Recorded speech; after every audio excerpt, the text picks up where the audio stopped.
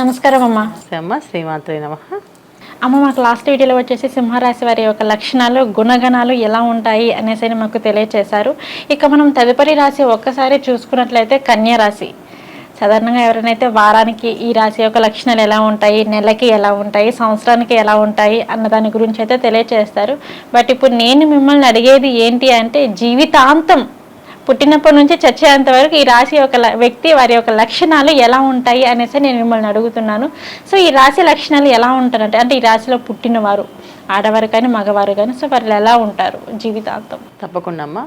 కన్యా రాశి చాలామంది అంటే కన్యా లగ్నం కూడా ఉంటుంది. కన్యా లగ్నం, కన్యా రాశి అని చెప్పేసి లగ్నం వచ్చేవాడికి విధాన ఫలితాలు వేరేగా ఉంటాయి. కన్యా రాశి ఫలితాలు మనం చెప్పుకుంటున్నాం. ఇప్పుడు మనం చెప్పేది అంటే కన్యా రాశి సంబంధించిన వాళ్ళు మాత్రం ఈ ఫలితాలు బాగా పనిచేస్తాయి. అది కూడా 70%, 30% మళ్ళీ వాళ్ళ డేట్ ఆఫ్ బర్త్, మళ్ళీ లగ్నం, అవి బేస్ అయి ఉంటాయి. సో ఈ 70% ఉన్న కన్యా రాశి లక్షణాలు ఏవైతే ఉన్నాయో, ఈ కన్యా రాశిలో పుట్టిన వాళ్ళందరూ ఏమంటే బ్రెయినీస్ అంటారు. తెలివైన మేధావులు, చాలా తెలివైన వాళ్ళు అనమాట. ఏ పని ఎలా చేయాలనేది వీళ్ళని మించిన ఎవరు చేయలేరు. అన్ని పనుల్లో, అన్ని విషయాల్లో తెలిసిన వాళ్ళు వీళ్ళు. చాలామంది శాస్త్రాల్లో కూడా బాగా ప్రావీణ్యం ఉండి దానిలో రీసెర్చ్ చేసి దాన్ని ఇలా చెప్పచ్చు అని ఒక పుస్తకాలు రాసిన వాళ్ళు కూడా ఈ కన్యా రాశి వాళ్ళు. ఒక విషయాన్ని చక్కగా అనాలిసిస్ చేసి మనకి అర్థమయ్యే విధంగా చెప్పే విధానం ఎవరికైనా ఉందంటే కన్యా రాశి వాళ్ళు. ఒక విషయం వాళ్ళు నేర్చుకున్నారు అనుకోండి, అది ఎక్స్ప్లెనేషన్ చాలా బ్రహ్మాండంగా చెప్తారు మనకి. అంటే మనకి ఇంకా మళ్ళీ డౌట్ రాదు, ఇంకా అంత వివరంగా చక్కగా చెప్పేస్తుంటారు. అలాంటి లక్షణాలు ఎక్కువ ఈ కన్యా రాశి వాళ్ళు ఉన్నవాళ్ళు. సో దీంట్లో ఎవరెవరు ఉన్నారు అంటే అందరూ ఉన్నారు. మిమిక్రీస్ వాళ్ళు ఉన్నారు, సైంటిస్టులు ఉన్నారు, శాస్త్రవేత్తలు ఉన్నారు, పండితులు ఉన్నారు, అందరూ ఉన్నారు. ఎవరు చదువుతారు అంటే ఎవరు వీళ్ళు వాళ్ళని చెప్పట్లేదు, అందరూ ఉన్నవాళ్ళు. ఎందుకంటే చాలా బ్రెయినీస్ అంటే వీళ్ళంటే తెలివి బాగా ఉన్నవాళ్ళు. ఏ పని ఎలా చేయాలనేది బాగా తెలిసిన వాళ్ళు. సో ఏ విద్యనైనా ఎలా చదవాలి, దాన్ని ఎలా రీసెర్చ్ చేయాలి, దాన్ని ఎలా అనాలిసిస్ చేసి చెప్పాలి ఎదుటి వాళ్ళకి అని చెప్పడంలో ఈ కన్యా రాశి వాళ్ళు ముందుంటారు. సో అలాంటి ఆలోచన ఉన్నవాళ్ళు. సో ఎప్పుడైనా ఎవరికైనా సరే, ఏది ఉన్నా సరే, ఎంత మంచి ప్లస్ పాయింట్స్ ఉన్నా మైనస్ పాయింట్స్ ఉంటాయి, ఖచ్చితంగా ఉంటాయి. సో అలా కన్యా రాశి వాళ్ళకు కూడా మైనస్ పాయింట్స్ ఉన్నాయి. చేతిలో డబ్బులు రూపాయి ఆగదు వీళ్ళకి. వచ్చిన డబ్బులు వచ్చినట్టు అలా ఖర్చు పెట్టేస్తుంటారు. అది బాగా అలవాటు వీళ్ళకి. సో ఆదాయం పరంగా అయితే ఈ విధంగా ఉంటారు. ఎంత సంపాదిస్తే అంత ఖర్చు అవుతుంది. సో చిన్న చిన్న వ్యాపారం చేసే వాళ్ళు సంపాదిస్తారు, అంతే ఖర్చు పెడతారు. పెద్ద వ్యాపారం చేసే వాళ్ళు అంతే ఖర్చు పెడతారు. సో ఎంత సంపాదిస్తారో అంత ఖర్చు పెట్టేస్తారు. చేతిలో రూపాయి నిలబడడం అనేది కష్టం ఈ కన్యా రాశి వాళ్ళకి. రెండోది ఫుడీస్, బాగా ఇష్టమైన ఫుడ్స్. అంటే వీళ్ళు చెప్పిన మీకు రీసెర్చ్ చేయడం వీళ్ళు మంచిదని చెప్పి ఎక్కడెక్కడ ఫుడ్స్ బాగుంటాయి, ఎలాగుంటాయి. సో ఎంత రాత్రి అయినా వెళ్ళి తీసుకొచ్చి ఆ ఫుడ్ తిన్నాం అనే ఇంట్రెస్ట్. ఒకళ్ళు తినాలి అనిపిస్తే వాళ్ళకి వెంటనే దానికోసం వెళ్ళిపోతారు, వాళ్ళు జర్నీ చేస్తేనే తింటారు ఆ ఫుడ్ని. అలాంటి ఇంట్రెస్ట్ ఉన్న వాళ్ళు కొంత ఇది ఉంది. మైనస్ పాయింట్స్ ఎందుకు అంటే, ఇప్పుడు ఏ ఆహారం ఎప్పుడు ఎలా తీసుకోవాలి, ఎంత తీసుకోవాలని తెలియాలి కదా. ఇంట్రెస్ట్గా తినేస్తే కాదు కదా. సో అలా దానివల్ల ఏంటంటే కొంతమంది ఈ జాతకంలో ఈ కన్యా రాశిలో వాళ్ళు ఎంత మంచి క్వాలిటీస్ ఉన్నప్పటికీ కూడా కొన్ని బ్యాడ్ హ్యాబిట్స్ ఉండడం వల్ల కొంతమందికి ఏంటంటే ఫుడ్ బాగా తినడం అలవాటు, కొంతమందికి స్మోకింగ్ బాగా అలవాటు. ఆ స్మోకింగ్ చేయడం కానీ, ఫుడ్ ఎక్కువ తినడం కానీ చేయడం వల్ల వీళ్ళకి చాలా ఇబ్బందులు వస్తాయి. ఎందుకంటే కన్యా రాశి అంటేనే మనకి మెయిన్ అంటే 6వ రాశి మామూలుగా జనరల్గా. సో ఆ రాశి జనరల్గా ఏంటంటే ఆరోగ్య సమస్యలు తెచ్చే అవకాశం ఉండదు. అంటే 6వ రాశి కాబట్టి సో నెంబర్ ఉంది, అండ్ అలాగే ఆరోగ్య సమస్యలు వచ్చే అవకాశం ఎక్కువగా ఉంటుంది. సో వీళ్ళకి ఎక్కువ ఏంటంటే ప్రాబ్లమ్స్ వచ్చేది ఎక్కువ ఆరోగ్య సమస్యలు ఎక్కువగా ఏంటి, indigestion problem, digestion system problem ఉండడం. సో అంటే ఒక ఫుడ్ హ్యాబిట్స్ అనేది వీళ్ళ టైం అనేది ఉండదు వీళ్ళకి. ఎప్పుడు కావాలి అప్పుడు తింటారు, ఇప్పుడు ఇష్టపడప్పుడు. అలా చేయడం వల్ల ఏంటంటే రాను వచ్చే ప్రాబ్లమ్స్ ఏంటంటే చాలా మందికి లివర్ ఫెయిల్యూర్, కిడ్నీలు ఫెయిల్ అవ్వడానికి కారణం ఈ కన్యా రాశి. ఒకసారి ఫెయిల్ అయితే మళ్ళీ దొరకవు, అలాంటి ఇబ్బందులు ఉంటాయి. సో వీళ్ళకున్న మైనస్ పాయింట్స్ ఇవే. ప్లస్ పాయింట్స్ అన్నీ కూడా మంచివే. సో మంచి సంపాదన, మంచి లగ్జరీ లైఫ్. వీళ్ళ ఎప్పుడు వీళ్ళతో మాట్లాడితే ఏమనిపిస్తుంది అంటే, అరే మన లైఫ్ చాలా చిన్నది, రేపు వచ్చే జన్మ ఎవరో తెలియదు, గత జన్మ ఏంటో మనకు తెలియదు. సో ఇప్పుడున్నది ఇప్పుడు మన చేతిలో ఏముంది అదే మాత్రానికి హ్యాపీ. సో మనం దాన్ని ఎంజాయ్ చేయాలి. అంతేగాని ఇప్పుడు కూడా ఎంజాయ్ చేయకుండా ఆ పూజ చేయి, ముక్కు చేయి, అదే జీవితం ఎలా అయిపోద్దో అని భయపడి అలా బాధపడడం అనేది ఇష్టం ఉండదు వీళ్ళకి.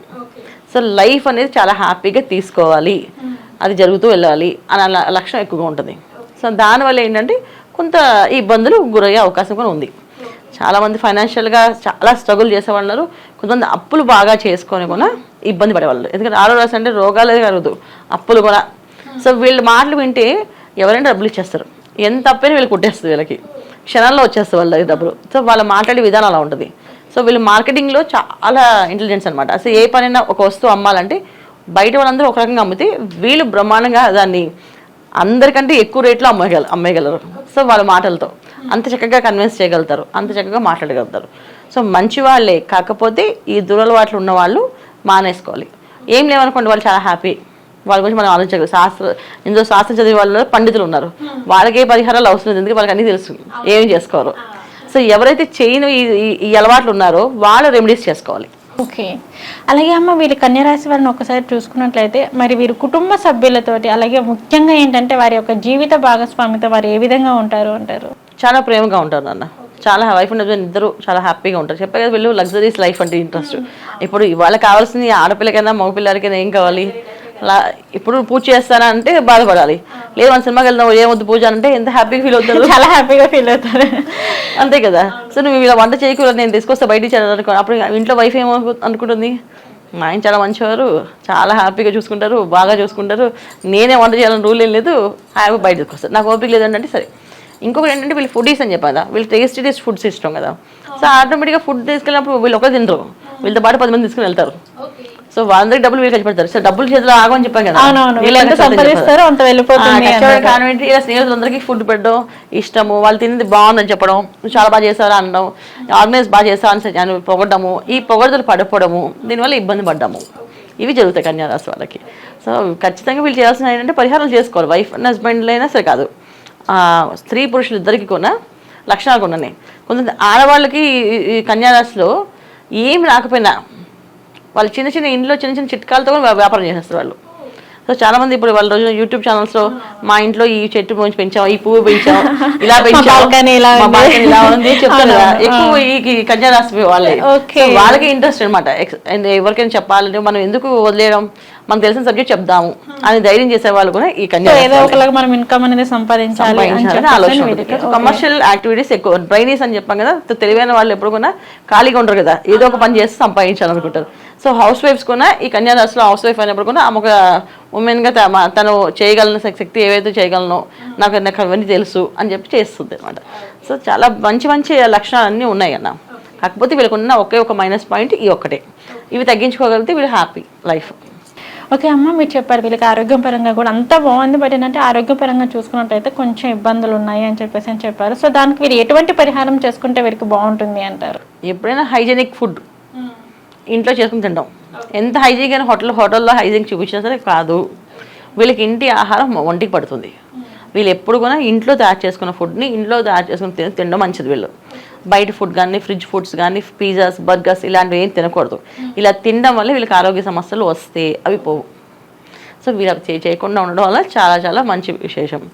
సో వీళ్ళకి క్షేత్ర దర్శనం, శ్రీశైలం వెళ్ళి రావడం, సో అక్కడ దర్శనం చేసుకోవడం, సో జ్యోతిర్లింగాలలో స్వామివారిని, అక్కడ బ్రహ్మరాంబిక అమ్మవారిని, కుంకుమార్చన, చండీ హోమం ఇలా చేయించుకుని రావడం వల్ల ఏంటంటే కొంత వీళ్ళ ఆలోచన ధోరణి మారుతుంది. ఆ రెగ్యులర్గా వెళ్ళడం వల్ల కొంత ఆలోచన ధోరణి మారుతుంది. సో మనం ఇలా కాదు, ఈ క్షేత్రాల్లో వెళ్దాం. సో ఎప్పుడైతే క్షేత్రానికి వెళ్దాం అక్కడ పవిత్రం బాగా వస్తుంది, అక్కడ ప్రసాదం భోజనం ఏదో మంచిగా చేస్తాము. ఎప్పుడైతే ఈ బయట ఫుడ్స్ జంక్ ఫుడ్స్ తినాం కదా, సో అలా వల్ల వీళ్ళు మారే అవకాశం ఉంది. సో ఇలాగ స్మోకింగ్ వాళ్ళకి అలవాటు ఉన్న వాళ్ళు, డ్రింకింగ్ హ్యాబిట్స్ ఉన్న వాళ్ళు కూడా మారే అవకాశం ఏంటంటే ఇలా దీక్ష తీసుకోవాలి. ఇలా శివ దీక్ష అని, వెంకటేశ్వర దీక్ష అని, అయ్యప్ప దీక్ష అని, ఇలా వీళ్ళు ప్రతి సంవత్సరం ఒక 3 monthsకి ఒక 41 days చెప్పని తీసుకున్నారు అనుకోండి. సో ఈ దురలవాట్లన్నీ పోతాయి వాళ్ళకి.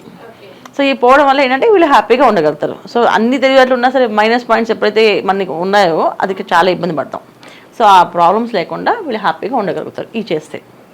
ఓకే అమ్మ, కన్యారాశి వారికి వచ్చేసి వారి యొక్క జీవితాంతం చూసుకున్నట్లయితే వారి యొక్క గుణగణాలు, అలాగే వారి యొక్క లక్షణాలు, కుటుంబ సభ్యులతో మరియు వారి యొక్క జీవిత భాగస్వామితో ఏ విధంగా ఉంటారు, అలాగే వారి యొక్క ఆరోగ్య సమస్యలకి వారి ఎటువంటి పరిహారం చేసుకోవాలి, ఏ దైవాన్ని ఆరాధించాలి అనే వాటి గురించి అయితే మాకు తెలియజేశారు. ధన్యవాదాలమ్మా. నమస్తే అమ్మ. శ్రీమాత్రే నమః.